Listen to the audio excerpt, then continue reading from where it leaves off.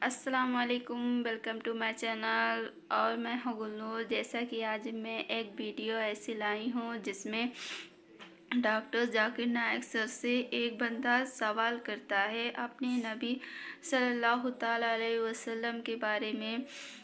ऐसे तो मैं बहुत वीडियो डालती हूँ, आज एक ऐसी वीडियो है जिसको आप सुनेंगे तो बहुत ही अच्छा लगेगा। बहुत ही अच्छा सवाल किया है इस बंदे ने, जिसका जवाब डॉक्टर जाकिर नायक सर देंगे। चलिए आप लोग को दिखाते हैं कि ये बंदा क्या सवाल करता है डॉक्टर जाकिर नायक सर से। बड़ा फैन हूँ। इसी तरह से मैं डॉक्टर इसरार अहमद साहब का भी फैन हूँ। भाई साहब, आप और इन मुसलमान, सबसे बढ़कर भाई साहब मोहम्मद आप सल्लल्लाहु मुसलमान, अलैहि वसल्लम। आप मुसलमान है कि गैर मुस्लिम है? जी मैं क्रिश्चियन हूँ। जी हाँ, जी जी हाँ, पूछ सकते हैं। मैं आखिरी नबी मोहम्मद सल्लल्लाहु अलैहि वसल्लम का भी बहुत बड़ा फैन और फॉलोअर हूँ। मैं एक दो बात करना चाहता हूँ। अगर हम सूरत मायदा में पढ़ते हैं तो उसमें जिक्र हुआ है कि जो नसारा है, जो मसीह हैं, ये ईमान में आपके बहुत करीब हैं। फिर उसके बाद मैं जिक्र करना चाहता हूँ, जब आप पे बुरा वक्त आया, तोबा माजरत के साथ मैं लफ्ज लेता हूँ, तो आपको एक मसीह बादशाह ने पनाह दी। उसके बाद मैं ये देखता हूँ कि हजूर सल्लल्लाहु अलैहि वसल्लम जब अपनी ज़ात में थे तो एक बेवा खातून थी जो आप रास्ते में से गुजरते थे तो आप पे वो कचरा फेंकती थी, लेकिन आप नीचे से देखते हुए मुस्कुरा के चले जाते थे। उसका क्या हुआ कि 2-3 दिन के बाद ये वाकया ख़त्म हो गया। उसके बाद आपने देखा कि ये क्यों नहीं हो रहा। जब आपने देखा कि वो बिस्तरे बीमारी पे पड़ी हुई है और आपने जाकर उनकी तीमारदारी शुरू कर दी और आपने उनको खाना दिया। उसके सवाल आ रहा हूँ ना भाई, इंटरप्ट क्यों कर रहे हो? मैं ये बात करना चाह रहा हूँ कि मोहम्मद सल्लल्लाहु अलैहि वसल्लम जो हैं वो रहमतुल आलमीन हैं। वो जब बेवा ने देखा कि जिन्होंने मुझे भड़काया था वो तो कोई अब उनका पुरसाने हाल नहीं है, लेकिन हजूर सल्लल्लाहु अलैहि वसल्लम नबी कौनो मकान आखिरी नबी जो इस सरवर कायनात रहमतुल आलमीन हैं, वो उनकी तीमारदारी करते हैं। वो आपके इस अमल को देखकर बशर्फ इस्लाम हो गई। आज मैं अपने मुल्क में देखता हूँ कि मुझे मसीह होते हुए यहाँ नफरत की निगाह से देखा जाता है, जबकि उनको रहमतुल आलमीन कहा गया है। अगर हम अपने मसीहों के साथ वो रवैया नहीं रखेंगे जो हजूर सल्लल्लाहु अलैहि वसल्लम ने रखा है तो वो कैसे रहमतुल आलमीन हैं?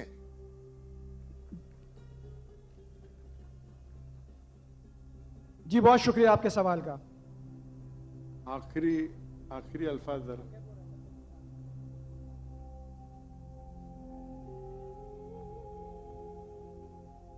हाँ, भाई साहब का अच्छा सवाल है। उनका नाम जावेद मसीह है और उन्हें मिसाल दी मोहम्मद सल्लल्लाहु अलैहि वसल्लम जब साहबा ने हिजरत की तो अबिसीनिया के बादशाह ने उन्हें पनाह दी और जिक्र किया एक औरत जो कचरा फेंकती थी। और वो कह रहे कि आज इस मुल्क में मुसलमान उनको नफ़रत की नज़र से देखते, अपने अल्फाज इस्तेमाल की नफ़रत की निगाह से देखते हैं। तो क्यों, जब अल्लाह के रसूल रहमतुल आलमीन हैं तो मुसलमान नफ़रत की निगाह से क्यों देखते हैं? कुरान में अल्लाह सुब्हानहू व तआला फरमाते हैं सूरह माइदा में सूरह नंबर 5 आयत नंबर 82 में कि मुसलमान के सबसे करीब वो लोग हैं जो कहते हैं कि वो क्रिश्चियन हैं। ये कुरान की आयत है कि मुस्लिम से सबसे करीब वो लोग हैं जो लोग कहते हैं मैं नसारा हूं, आई एम अ क्रिश्चियन। ये कुरान की आयत है। और कुरान में 1/3 हिस्सा, 1/3 ऑफ द कुरान। जैसा कि देखा कि कितना अच्छा जवाब देने जा रहे हैं डॉक्टर जाकिर नायक सर, और बता रहे हैं भाई साहब भी बहुत अच्छा सवाल किया है। एक क्रिश्चियन होकर भी इतना अच्छा उनकी लैंग्वेज है और इतने अच्छे से सवाल किया है, इतना अच्छा बात बताइए। आइए आप लोग को दिखाते हैं कि डॉक्टर जाकिर नायक सर उनका जवाब देने जा रहे हैं। एड्रेस टू मुखातिब है या अहल किताब, या अहल किताब कहो अहले किताब से, यहूद और नसारा से। तो 1/3 हिस्सा कुरान मजीद का तकरीबन अहले किताब से मुखातिब है। और आपका सवाल कि अल्लाह के रसूल रहमतुल आलमीन ने बेशक है, कुरान की आयत है, सूरह अंबिया सूरह नंबर 21 आयत नंबर 107, वमा अरसलना का इल्ला रहमतुल आलमीन, कि मोहम्मद सल्लल्लाहु अलैहि वसल्लम अल्लाह ने उन्हें रहमतुल आलमीन, रहमत बना के भेजा है सारे आलम के लिए, सारे इंसानियत के लिए। वो बेशक है, उस पर कई किताब लिखी गई। अगर आपको मुसलमान नफरत से देखते हैं, उसकी वजह जानना जरूरी है। मुसलमान तो दूसरे मुसलमान को नफरत से भी देखते,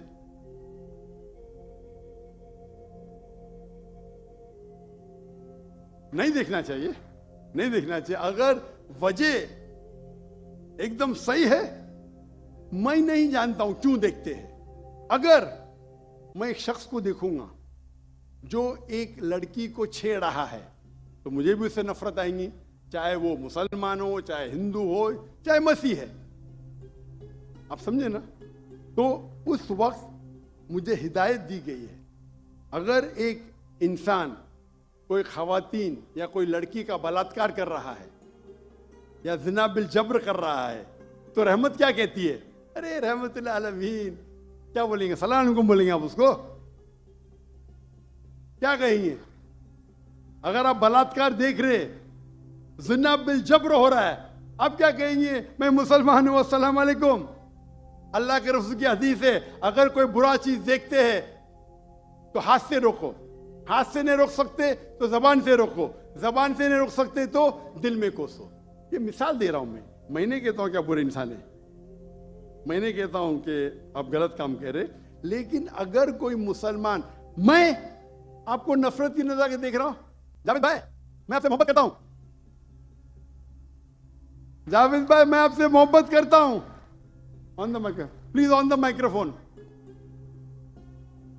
आई लव यू टू। खलास। तो आप ये जनरल स्टेटमेंट देना कि मुसलमान मुझसे नफरत करते हैं, मेरे लिए गाली हो गई ना? नो सर, माजरत, मेरे अकेले साथ नहीं, मेरे तो बहुत अच्छे अच्छे दोस्त हैं, बल्कि बहुत से उलमा मेरे दोस्त हैं।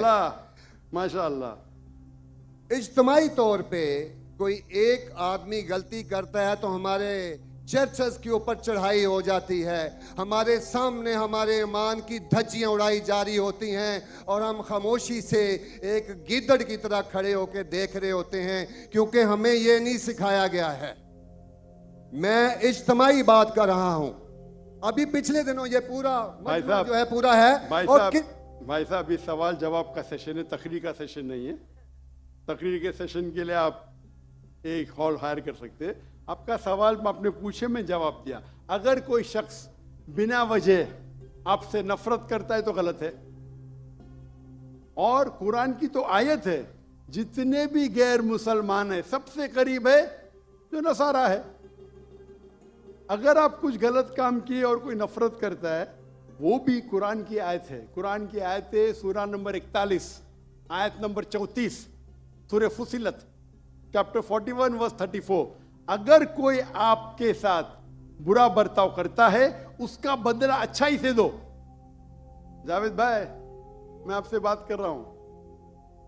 अगर कोई आपसे बुरा बर्ताव करता है तो कुरान फरमाते, अल्लाह ताला फरमाते, उनसे अच्छा बर्ताव करो। आपको क्या पता कि आपका दुश्मन आपका दोस्त बन जाएगा। जो कुरान की आयत है,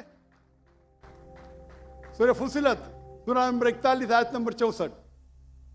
तो अगर कोई मुसलमान कुरान पे अमल नहीं करता है तो वो नॉन प्रैक्टिसिंग मुस्लिम होगा। मतलब हर मुसलमान तो मैं नहीं कह सकता अच्छा है, और अगर कोई एक शख्स कोई गलती करता है, आप जैसा कहे कि पूरे कौम पे चढ़ाव करना बिल्कुल गलत है, इस्लाम में भी नहीं है।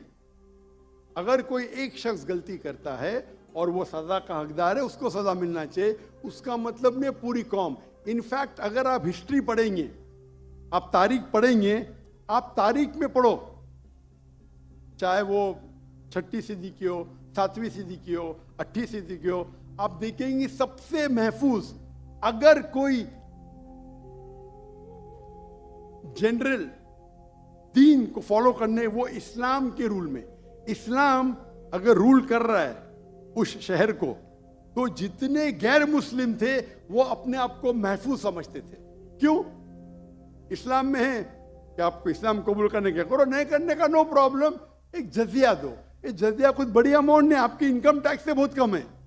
जजिया मतलब आप मानते हैं कि ठीक है आपको इस्लाम नहीं कबूल करने का, लेकिन मैं आपके अंदर पनाह चाहता हूं। तो जिजिया टैक्स आप देते, आप कबूल करते, और जब जिजिया टैक्स देते आपको प्रोटेक्शन मिलता है। इस्लाम में कहते हैं दिम्मी।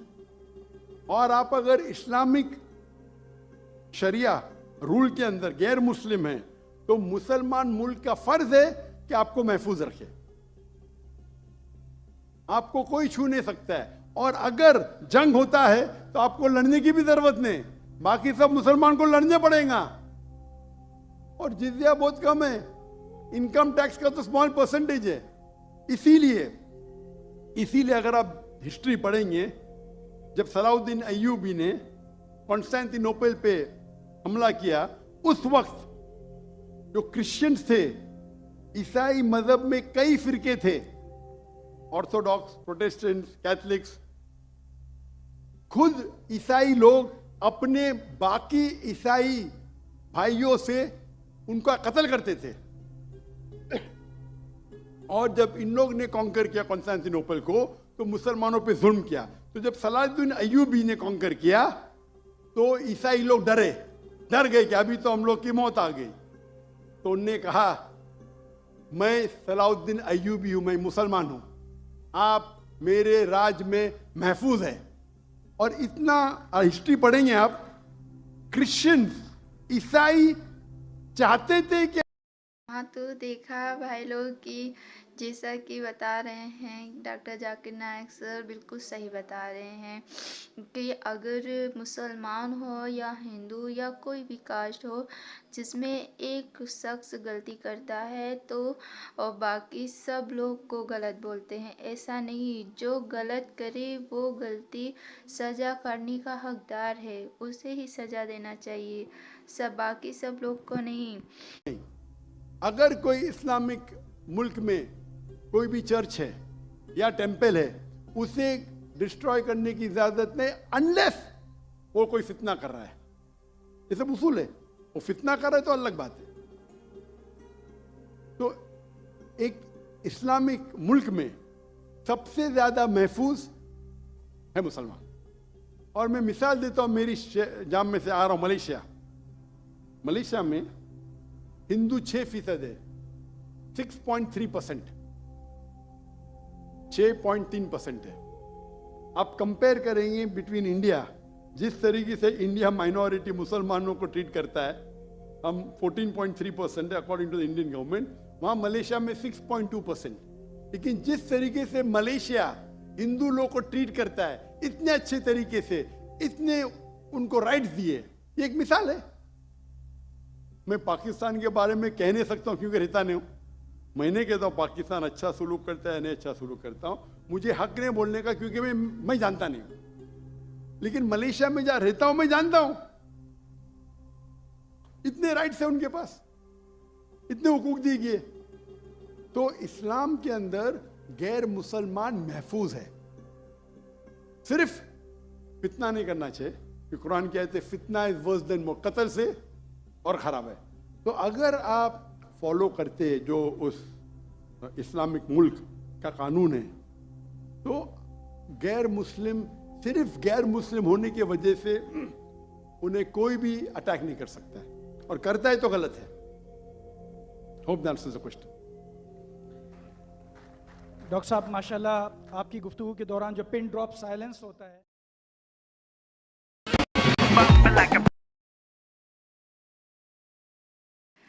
कैसी लगी हमारी वीडियो, डॉक्टर जाकिर नायक सर का बयान कैसा लगा? जैसा भी लगा है कमेंट्स में बताइए। प्लीज़ हमारी वीडियो को लाइक कीजिए, सब्सक्राइब कीजिए। और मैं कल फिर एक वीडियो नई डालूँगी, रिएक्शन उस पर दूँगी। जब तक चलती हूँ, अल्लाह हाफिज़।